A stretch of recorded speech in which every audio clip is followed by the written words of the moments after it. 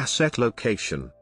Asset location, AL, is a term used in personal finance to refer to how investors distribute their investments across savings vehicles including taxable accounts, tax-exempt accounts, for example, TFSA, Roth IRA, IRAs, TESSAs, tax-deferred accounts, for example, Canadian RRSP, American 401k and IRAs, British SIPPs, Irish Personal Retirement Savings Accounts, RPSA, and German Riester pensions, trust accounts, for example, grantor retainer annuity trusts, generation skipping trusts, charitable remainder trusts, charitable lead trusts, variable life insurance policies, foundations, and onshore versus offshore accounts. While asset allocation, AA, determines what assets to own and in what proportions, AL determines where those assets are held. While the objective of AA is to create portfolios with the greatest return for a level of risk, and to optimize individuals' risk exposure according to their risk tolerance, goals and investment time frame, the objective of AL is to maximize the benefits of different account types, usually to minimize taxes. There are other objectives that can be personal, for example, the liquidity of the wealth, the expected use of the funds, privacy, etc.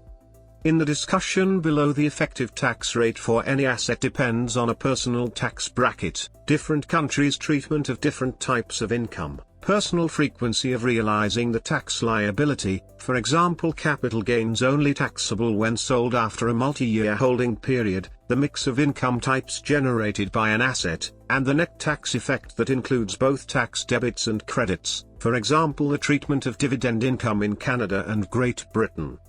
Location choice methodology. Tax rates. Although there is no academic support, it is common, now declining, to hear that assets with the highest effective tax rates should be prioritized in tax shelter accounts. This will have been broadly appropriate over the 30 years from the 1980s to the 2000s in North America, as interest rates declined and debt's total returns matched the returns of equity. The rule is dependent on the assumption that total returns from different asset types are equal. When interest rates are low and expected to rise, that assumption will not be valid. Tax efficiency. Another common metric to decide which assets should be prioritized is tax efficiency. This equals the dollars of tax payable per principal invested, the multiple of the asset's rate of return by its effective tax rate. Another way to look at the same metric is as the difference between the asset's nominal rate of return and its after-tax rate of return. This metric measures the tax sheltering benefits of the first year only. Reed finds that this metric fails over the life of the accounts. Given two assets with the same tax efficiency, the asset with the larger rate of return will always create larger benefits in tax-exempt accounts. Even when a higher return asset has a lower tax efficiency, given enough time it creates more benefits. It is only when the effective tax rate is very low that its importance relative to the rate of return is equally strong or stronger. Cumulative benefit. Reed calculates the cumulative tax savings over varying time spans from tax-free growth. For tax-deferred accounts, there may be an additional bonus, or penalty, from a lower, or higher, tax rate on withdrawal versus contribution. Assets with the largest benefits are given priority into tax shelters. He points out that rebalancing to some asset allocation will reduce the benefits from asset location. He concludes that it all depends and general rules of thumb are not valid. For example, given enough time, high return assets create the largest benefits from tax-free growth, but there may not be enough time, or the high return asset may result in a portfolio large enough to create a penalty from higher withdrawal tax rates. Asset types. Common advice is to locate tax-inefficient assets, such as bonds and real estate investment trusts, in the tax-advantaged accounts. This is to fully utilize any long-term capital gain, or capital gains allowances available in taxable accounts. Place income-generating investments into tax-deferred or non-taxable accounts, and place equity investments into taxable accounts. The deciding factor is apparently the effective tax rate on the asset's income. For the same reason, tax-exempt bonds, national savings certificates and other similar tax-privileged securities are best located in fully taxable accounts. Chauvin and Sum provided an analysis of the decision point when income-producing equities should be sheltered and optimal portfolio choice for each type of account. Individual stocks, passive index funds, or exchange-traded funds are generally regarded as tax-efficient and, consequently, better placed in taxable accounts, when more heavily taxed income-generating assets, such as bonds, real estate investment trusts, and so on, are available for secretion in a tax-sheltered location.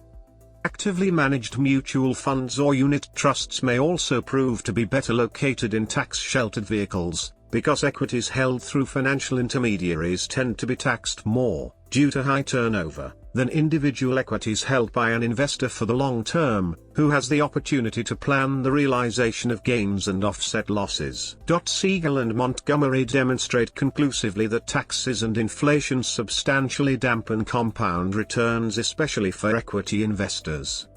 An alternate model. William Reichenstein proposes an alternate model. He ignores completely the tax-sheltering benefits of tax-deferred and tax-exempt accounts. His objective is not to maximize those benefits. He uses the AL to fine-tune the AA decision using mean-variance optimization, MVO, of modern portfolio theory. MVO uses the means, variances, and covariance matrix of all assets, along with the utility function to manage risk tolerances. When assets are held in taxable accounts, their after-tax means and variances will be smaller than for those in tax-shelter accounts. Reichenstein considers each asset type to have a taxable variant and a tax-free variant, with their different metrics. The MVO process results in an optimal AA for both the taxable and the tax-free asset. The AL falls out from this conclusion. Patterns of behavior. Surveys of households have shown that there is often a gulf between where assets are located and where some people think they ought to be, to provide an optimal tax outcome. Reed's rebalancing model rarely shows a difference of more than 10% after 30 years, unless withdrawals from tax-deferred accounts are at lower rates. So it may be that households are correct. Amromin argues that job income insecurity, penalties and restrictions on withdrawals from tax-deferred accounts explain why people are tax inefficient with their investments. Employers' matches in defined contribution retirement plans and the structure of the Social Security system also play a part in driving low-tax equity investments into sheltered accounts. Body and Crane studied TIAACREF participants and concluded that investors chose similar asset allocations in their taxable and tax-deferred accounts, with little apparent regard for the benefits of tax-efficient asset location. Barber and O'Day surveyed brokerage records and found that more than half of the households held taxable bonds in their taxable accounts, despite available alternatives, and that the preference for holding equity mutual funds in retirement accounts appeared to be stronger than that for holding taxable bonds.